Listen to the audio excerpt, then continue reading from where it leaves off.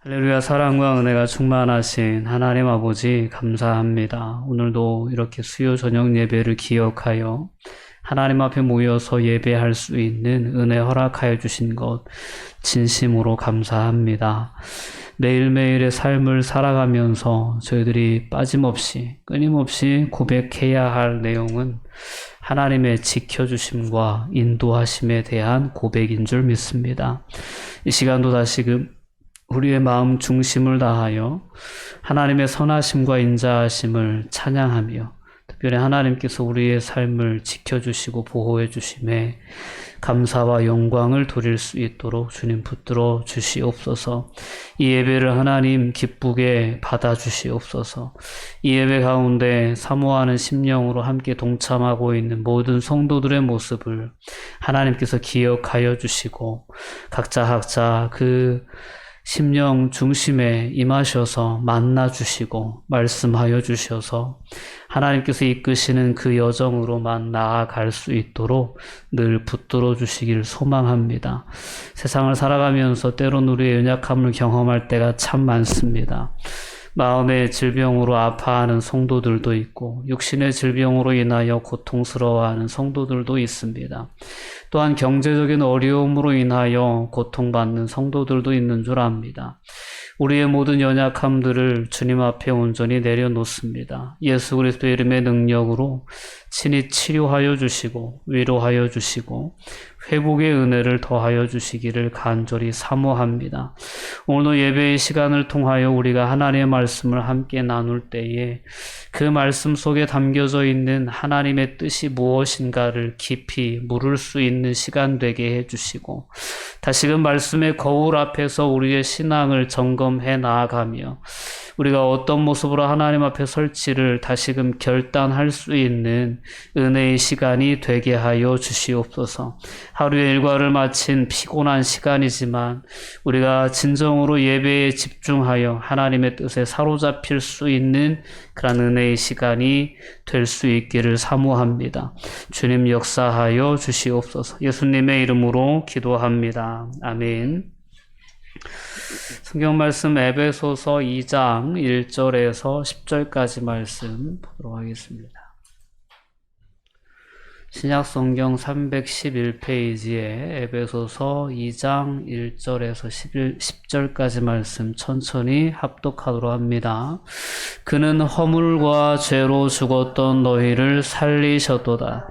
그때 너희는 그 가운데서 행하여 이 세상 풍조를 따르고 공중의 권세 잡은 자를 따랐으니 곧 지금 불순종의 아들들 가운데서 역사하는 영이라. 전에도 우리도 다 그 가운데서 우리 육체의 욕심을 따라 지내며 육체와 마음에 원하는 것을 하여 다른 이들과 같이 본질상 진노의 자녀이었더니 긍휼이 풍성하신 하나님이 우리를 사랑하신 그 사랑으로 인하여 허물과 죽은 우리를 그리스도와 함께 살리셨고 너희는 은혜로 구원을 받은 것이라. 또 함께 일으키사 그리스도 예수 안에서 함께 하늘에 앉히시니 이로써 이는 그리스도 예수 안에서 우리에게 자비하심으로써 그 은혜의 지극히 풍성함을 오는 여러 세대에 나타내려 하심이라. 너희가 그 은혜에 의하여 믿음으로 말미암아 구원을 받았으니 이것은 너희에게서 난 것이 아니요 하나님의 선물이라. 행위에서 난 것이 아니니 이는 누구든지 자랑하지 못하게 함이라. 우리는 그가 만드신 바라 그리스도 예수 안에서 선한 일을 위하여 지으심을 받은 자니 이 일은 하나님이 전에 예비하사 우리로 그 가운데서 행하게 하려 하심이니라. 아멘. 네, 오늘도 에베소서의 말씀을 통해서 하나님께서 우리에게 주신 은혜를 되돌아보는 그런 귀한 시간이 될 수 있기를 소망합니다. 오늘 2장의 본문은 전에는 그때에 라는 표현, 예수 그리스도의 은혜를 우리가 힘입기 전에 그때의 우리의 모습이 어떤 모습이었는지, 그리고 이제는 예수 그리스도 안에 있는 우리가 어떤 존재가 되었는지를 대조해 보면서 우리에게 그 은혜의 감격을 다시 한번 느껴보게 해주는 그러한 본문입니다. 구원받기 전의 상태에 대해서, 사람들의 상태에 대해서 오늘 1절에서 3절은 아주 간결하게 분명하게 우리에게 말씀해 줍니다. 그 상태는 바로 영적으로 죽어있는 상태였습니다. 허물과 죄로 죽었던 너희를 살리셨도다 라고 말씀합니다. 자, 그는 예수 그리스도께서는 허물과 죄로 인해서 죽었던 우리를 살리셨다라고 얘기합니다.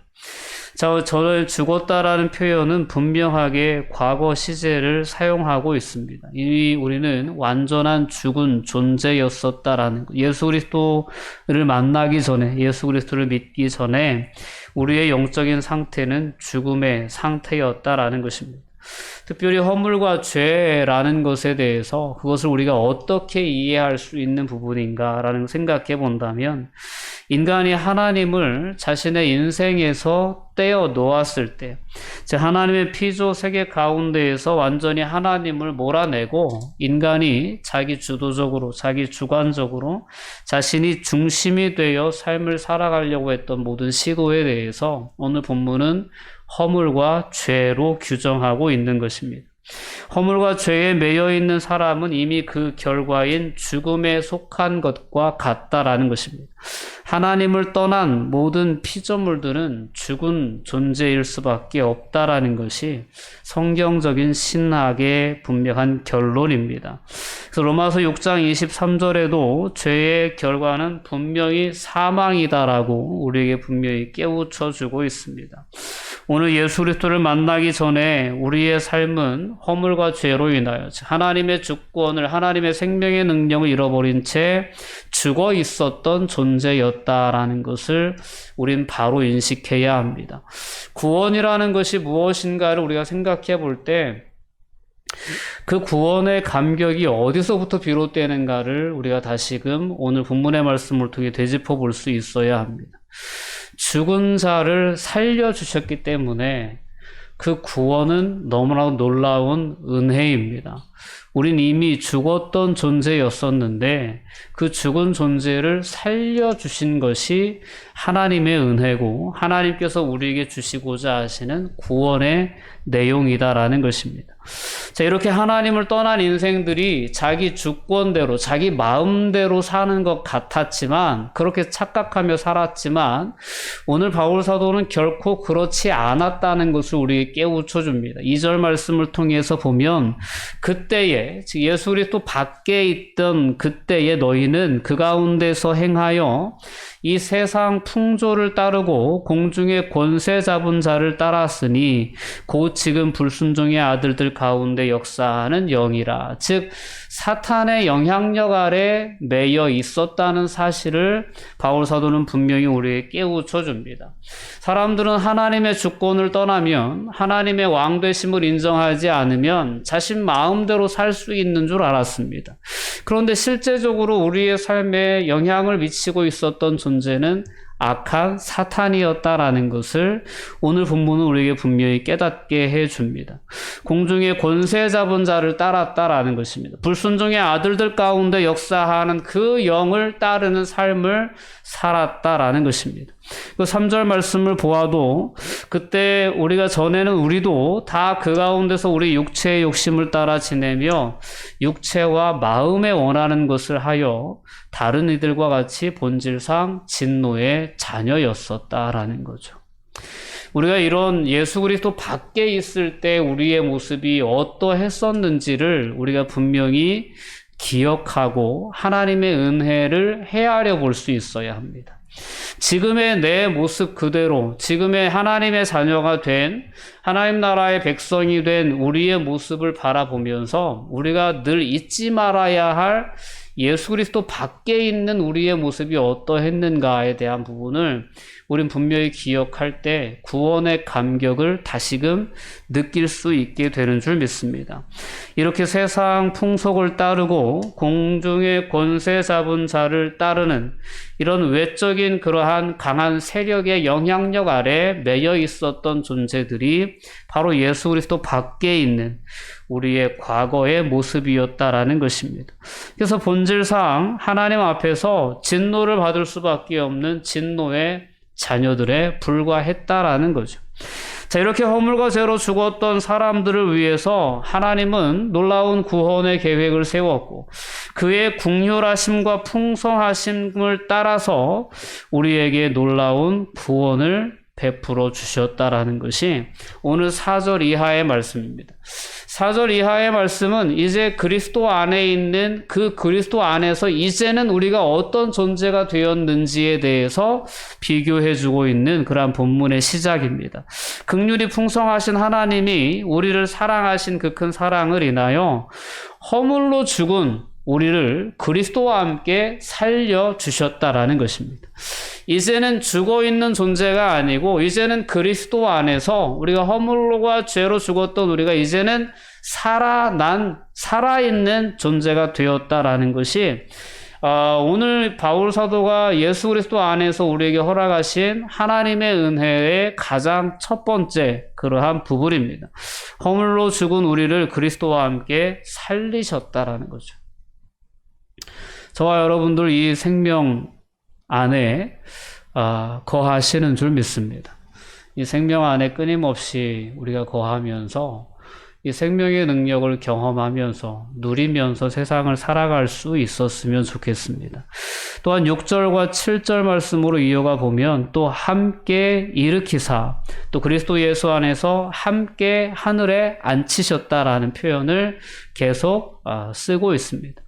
오늘 5절에 나와 있는 살리셨고 일으키사 앉히셨다라는 표현은 앞선 본문에 하나님의 능력을 소개할 때 하나님의 능력이 예수 그리스도를 죽은 자 가운데서 살리셨고 하늘에 올리셨고 하나님 보좌 우편에 앉히셨다라는 그런 표현에 그대로 나타났던 표현입니다. 그러니까 하나님께서 하나님의 능력으로 예수 그리스도를 살리시고 올리시고 앉히셨던 것처럼 오늘 본문은 우리에게 이제 예수 그리스도 안에 있는 우리를 하나님께서는 그리스도와 함께 살리셨다라. 그리스도와 함께 살리셨다.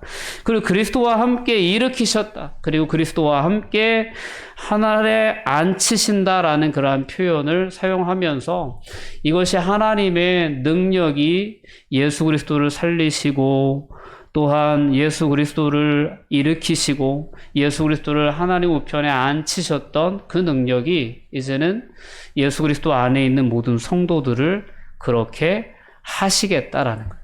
하신다라는 거예요. 이것이 구원의 진정한 내용인 것입니다.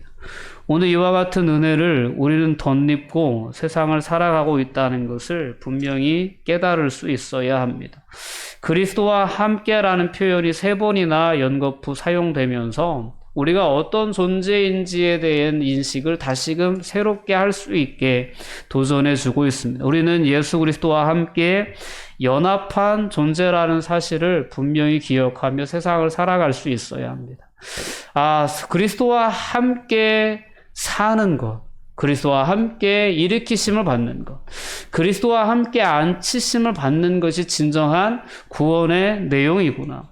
오늘 그만큼 우리는 예수 그리스도와의 연합을 통하여 온전한 구원을 누리며 살아갈 수 있다는 것을 분명히 기억해야 합니다. 하나님의 놀라운 구원의 역사는 이렇게 하나님의 은혜에 지극히 풍성함에 대해서 우리가 깨닫고 또한 그 하나님의 은혜의 풍성함을 세상에 알리기 위해서 오늘 우리에게 주어진 은혜다라는 것을 분명히 기억해야 합니다. 풍성하신 긍휼과 그 큰 사랑으로 인하여 하나님은 우리에게 이와 같은 놀라운 구원의 은혜를 허락해 주셨습니다. 오늘 7절 말씀을 보면 이는 이렇게까지 하나님께서 우리에게 구원의 은혜를 허락해 주신 이유는 이라고 볼 수 있겠죠. 이는 그리스도 예수 안에서 우리에게 자비하심으로써 그 은혜의 지극히 풍성함을 오는 여러 세대에 나타내려 하심이라라는 그러한 하나님의 구원의 목적이 분명히 기록되어 있습니다. 이 땅에 있는 모든 그리스도인들은 하나님의 은혜의 풍성함을 세상에 증거하는, 나타내는 그러한 통로로서 부름받았다는 것을 우린 분명히 기억해야 합니다. 이 땅에 수많은 그리스도인들이 존재합니다.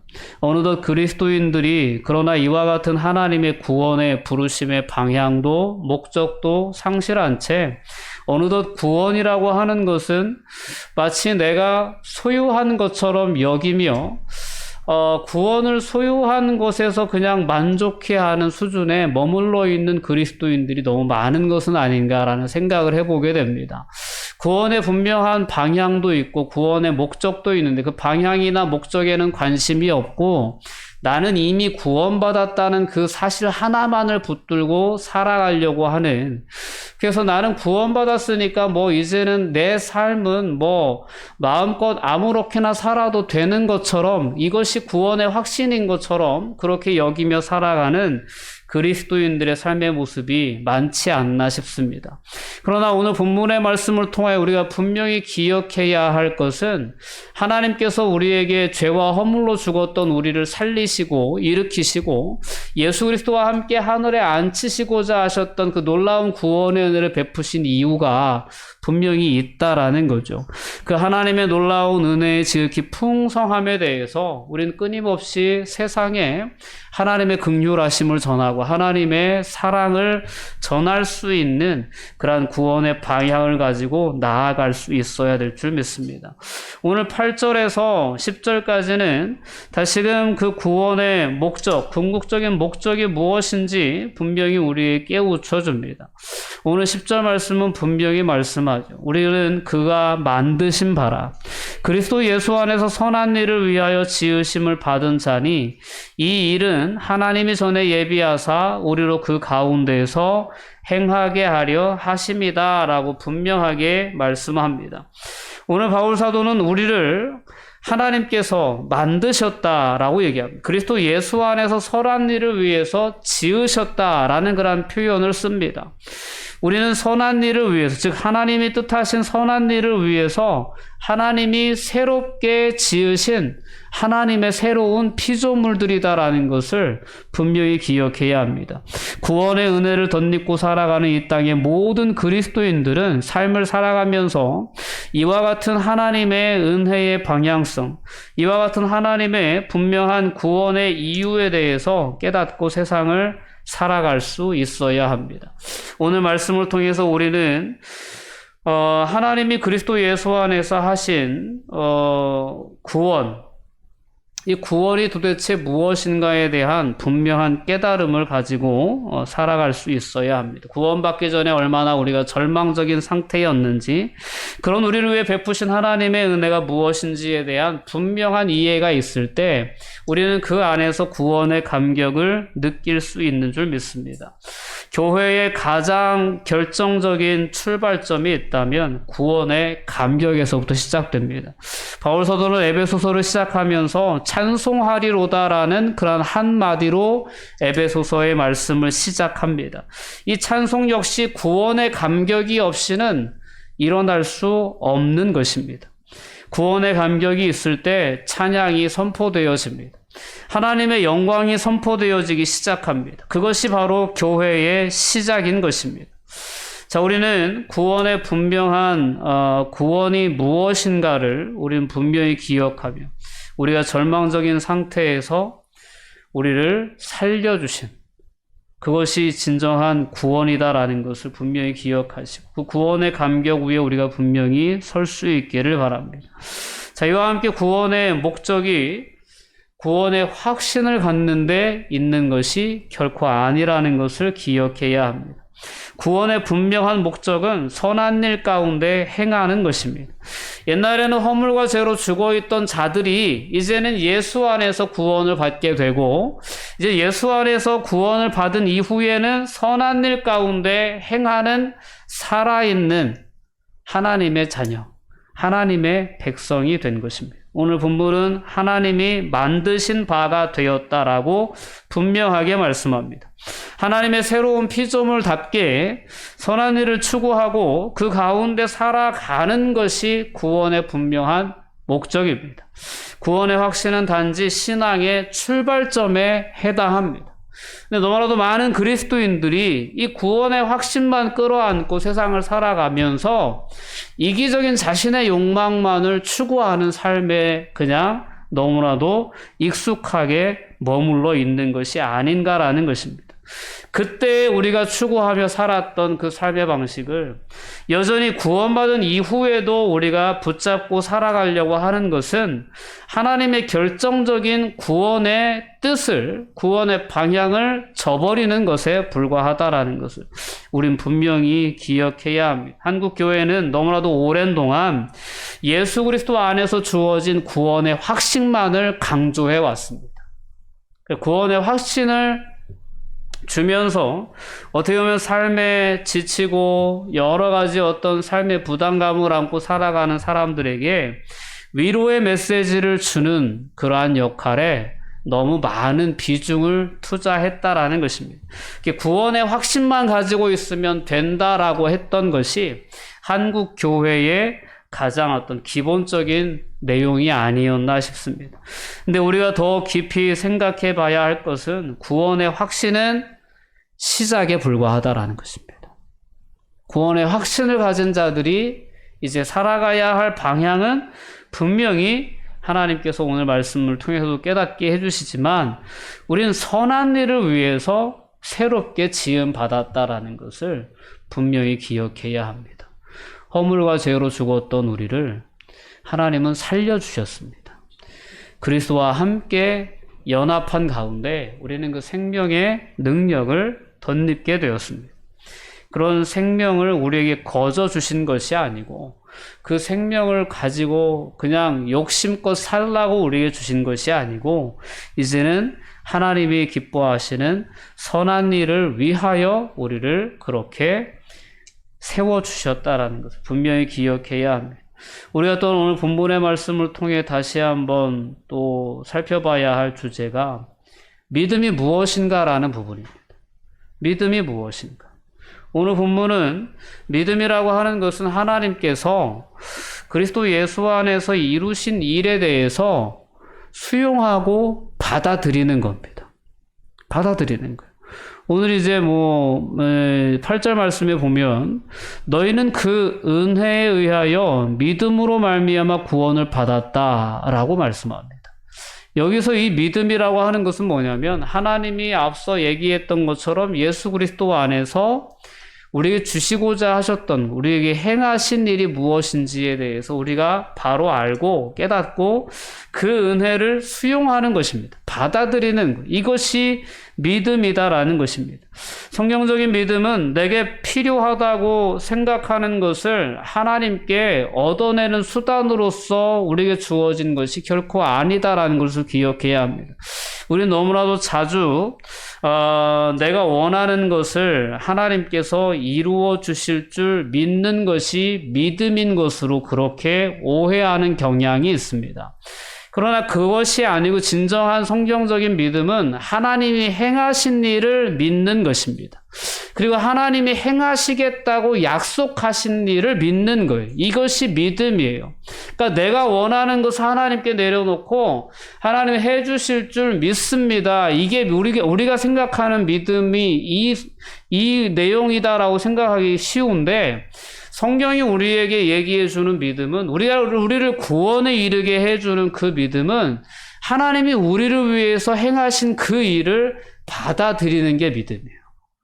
아, 그렇구나. 내가 그렇게 허물과 죄로 인해 죽어있던 존재였었구나라는 사실을 인정하고 우리가 하나님의 은혜가 아니면 구원받을 수 없는 존재였다는 것을 인정하고 그래서 하나님이 그와 같은 은혜를 베푸실 수밖에 없었구나라는 것을 인정하고 그대로 수용하는 게 그게 믿음이라는 거예요.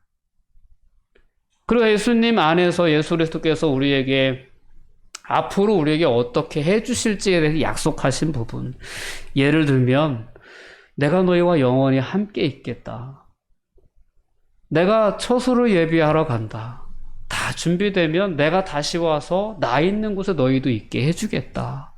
이런 약속의 말씀들이 있어요. 구하는 자에게 성령을 선물로 주시겠다. 이런 약속의 말씀들을 믿는 것이 진정한 성경적인 믿음이다라는 것입니다. 여러분, 오늘 우리의 믿음을 다시금 점검해 볼 수 있었으면 좋겠습니다. 구원이 무엇인지에 대해서 바르게 인식할 때 우리는 구원의 감격 안에 머물 수 있습니다. 하나님이 왜 이러한 구원의 은혜를 우리에게 주셨는지 그 방향성을, 그 목적을 바르게 할 때 우리는 선한 일을 위하여 우리를 하나님께서 만드셨다, 지으셨다라는 것을 깨달을 때 우리는 우리의 삶의 방향을 하나님의 뜻에 맞춰 나갈 수 있습니다. 그리고 그 삶을 살아가면서 하나님께서 우리에게 약속하신 우리의 삶에 함께 해주시겠다고 하신 약속, 특별히 오늘 예수 그리스도 안에서 우리에게 허락해 주시고자 하셨던, 우리가 지난주 본문에서 살펴봤던 것처럼 하나님의 능력, 또한 소망, 우리에게 이와 같은 놀라운 부르심의 소망도 우리에게 허락하여 주시고, 그 기업의 풍성함도 허락해 주시고, 놀라운 능력도 우리에게 허락해 주시겠다고 약속하신 거예요.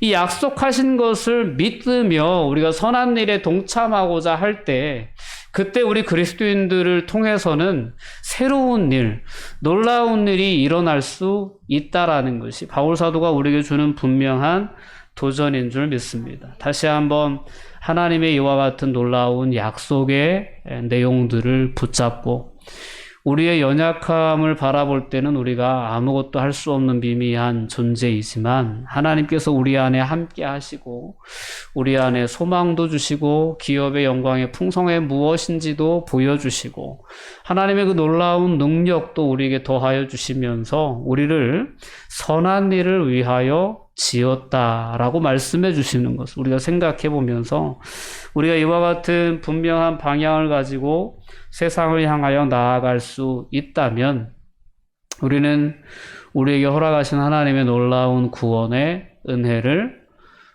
세상에 분명하게 선포하는 그러한 삶을 살아낼 수 있으리라 믿습니다. 지극히 큰 그 은혜의 풍성함에 대해서 우리는 삶을 통해 우리의 입술의 고백을 통해 세상에 끊임없이 증거하며 선한 일에 우리가 동참할 수 있는 그러한 은혜의 주인공들이 다 될 수 있었으면 좋겠습니다.